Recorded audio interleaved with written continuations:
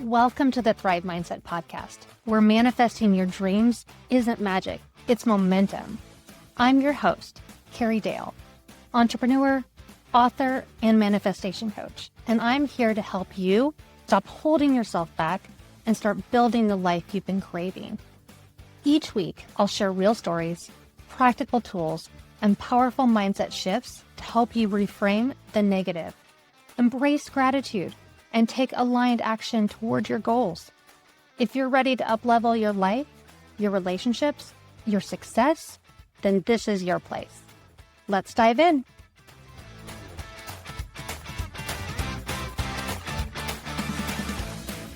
I want you to picture your closet for a second. Not the tidy one you show people, the real one. The one with the shirt you haven't worn in 3 years because it might come back in style. The one with the shoes don't fit right, but you paid too much for them to give them away. The gift you never liked, but you feel guilty donating. Now, here's my question for you today. Is your life doing the same thing? Welcome back to the Thrive Mindset Podcast. I'm Carrie Dahle, and today we're going to talk about something that doesn't get nearly enough airtime in the manifestation world. Everyone wants to talk about vision boards and affirmations and asking the universe for more, but almost nobody talks about the part that comes first, and that's making room. So stick with me today, because by the end of this episode, I want you to have a real, tangible starting point, not just an idea, but an actual practice that you can start this week. So a few years ago, I was helping a client stage her home before it went on the market, and it was beautiful and it had great bones, but it felt really heavy, not messy exactly, just full. Every surface had something on it. Every closet was packed. And she said something to me that I've never forgotten. She said, I know I need to declutter. I just don't know where to start because it all feels important. And that sentence stuck with me because it's not just about houses. It's about our minds, our calendars, our relationships, our self-talk. We carry things that once felt so important and maybe were never even ours to carry in the first place. And we wonder why we feel stuck. Why the new job, the new relationship, the next level of business isn't showing up. It's not always a mindset problem. Sometimes it's a capacity problem. There's just no room. And here's the thing about that client. Once we cleared the house, room by room, something shifted in her that had nothing to do with the sale. She told me a few weeks later that she'd finally made a decision she'd been putting off for over a year about her career, actually. Nothing to do with the house at all. She said the space just made the decision obvious. And that's not a coincidence. That's what happens when you stop asking your mind to hold everything at once. And I'm going to tell on myself here for a minute too. There was a season, maybe 2 years ago, where I felt like I was doing everything right. I was journaling, I was setting my intentions, I had the vision board up, and nothing was moving. I remember sitting with Jeff one night, frustrated, and saying, I don't understand why I feel so stuck when I'm doing all the right things. And it wasn't until I actually looked around, really looked, that I saw it. My office was a mess. It was filled with old files of clients that I didn't need anymore. My calendar was full of commitments that I'd said yes to out of guilt and had no desire to do. I was still holding on to a version of my business that I had already outgrown. I was asking for bigger, freer life while gripping tightly for the smaller, busier one. So I cleared it physically first, because that's always the easiest entry point. Then I looked at my calendar and I started saying no to things that don't align with me anymore. And that's really uncomfortable And if I'm honest, saying no still doesn't come naturally to me. But within a month or so, new opportunities started showing up. Not because the universe suddenly decided to reward me, but because I finally had the room to receive it. You see, manifestation, it isn't just about asking. It's about making the space to receive. Think about it practically. If you want a full inbox of new opportunities, but you never clear out the old emails, you stop opening it, right? If you want new energy in your relationship, but you're still holding resentment from years back, there's no room for the new connection to breathe. If you want abundance, but your calendar is crammed with obligations that drain you, where exactly is that abundance supposed to go? This episode of the Thrive Mindset podcast is brought to you by the Scott Lewis Group at John L. Scott Real Estate. Buying or selling a home is more than just a transaction. It's your move. It's your next chapter. And we're here to make sure that your move is remarkable. We know this market inside and out, and we care deeply about helping you find more than just a house. We want you to find the place where your life truly thrives. Whether you're stepping into your first home, upgrading to something new, or starting something fresh, you deserve more than ordinary. With the Scott Lewis Group, it's your move. Let's make it remarkable. I like to think about clutter in 3 layers. The first is physical. Your home, your car, your desk. This is the easiest one to see. And honestly, the one to start with, because clearing physical space sends a signal to your nervous system that change is welcome here. There's actual research behind this too. Clutter raises our stress hormones without even realizing it. Your body is registering all the stuff as unfinished business, even if your mind has stopped noticing it. The second is mental. The to-do lists never finish. The decisions you keep putting off, the mental tabs you leave open.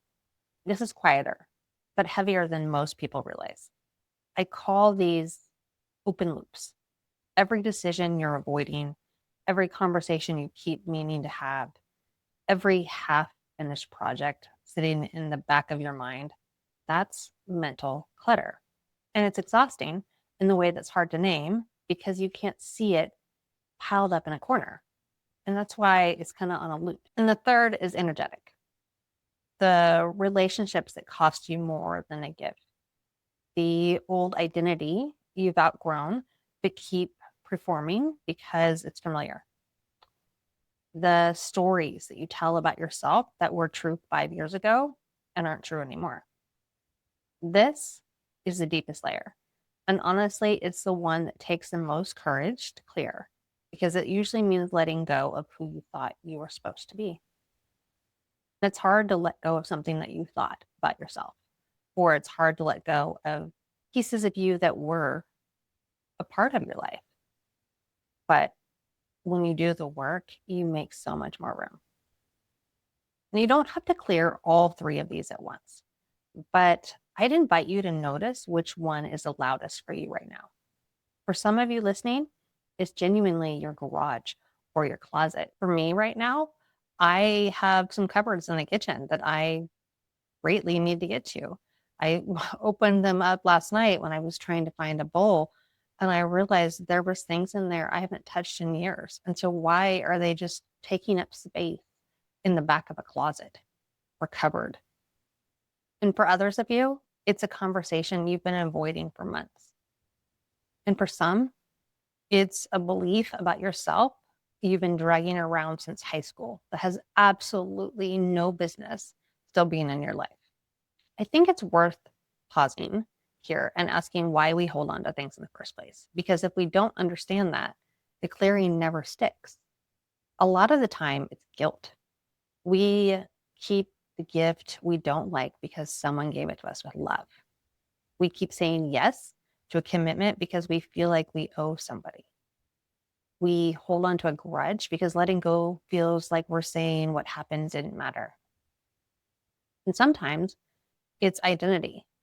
We keep old business cards, the old title, the old way of doing things because it's familiar. And familiar feels safe even when it isn't serving us anymore. And sometimes, if I'm honest, it's fear. If I clear the space, what if nothing comes in to fill it? What if I let go of the relationship, this job, this old story, and I'm left with just empty space and no plan? And here's what I want to offer you on that one. Empty space is not failure. Empty space is potential. It's a field that has to be cleared before anything can be printed on it. You are not behind because you have some clearing to do. You're actually right on time. So here's what I want you to think about this week. I'm going to walk you through 3 small actions, one for each layer. So for the physical layer, pick a drawer, pick a shelf, a closet, a cupboard, and clear it with intention. As you touch each item, ask yourself, does this still serve who I'm becoming? Not who I was, but who I am becoming. And if the answer is no, think it and let it go. And for the mental layer, I want you to do something called a brain dump. Take 5 minutes, no more, and write down every open loop running through your head right now. Every undone task, every unanswered text, every decision you've been avoiding. Don't organize it. Don't judge it. Just get it all out of your head onto paper. And you'll be shocked how much lighter you feel just for seeing it outside of you instead of circling inside you. And for the energetic layer, I want you to write down one relationship, story, or identity that you've been carrying around that isn't yours to carry anymore. You don't have to do anything about it. Just naming it on paper starts to loosen its grip. Awareness is the first act of release. One more thing before we close, because I don't want anyone listening to feel like they need to clear their entire life by Friday. That's not how this works. And honestly, that kind of pressure will just create more clutter.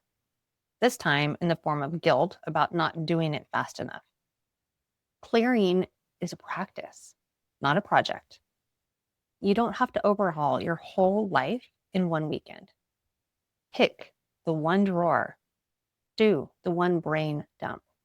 Name the one thing that you're ready to release. Small, consistent clearing creates way more lasting room than the one big dramatic purge that burns you out.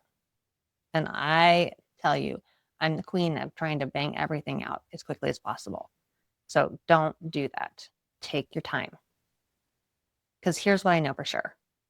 The universe isn't withholding from you. Sometimes we're just full. So clear the shelf, clear your mind, clear the old story, and watch how quickly the new finds its way in. I'd love to hear about what you cleared this week. Send me a message or share it on our Thrive Mindset community. Thanks for spending some time with me today. And above all else, remember that I believe in you and you can manifest the life of your dreams.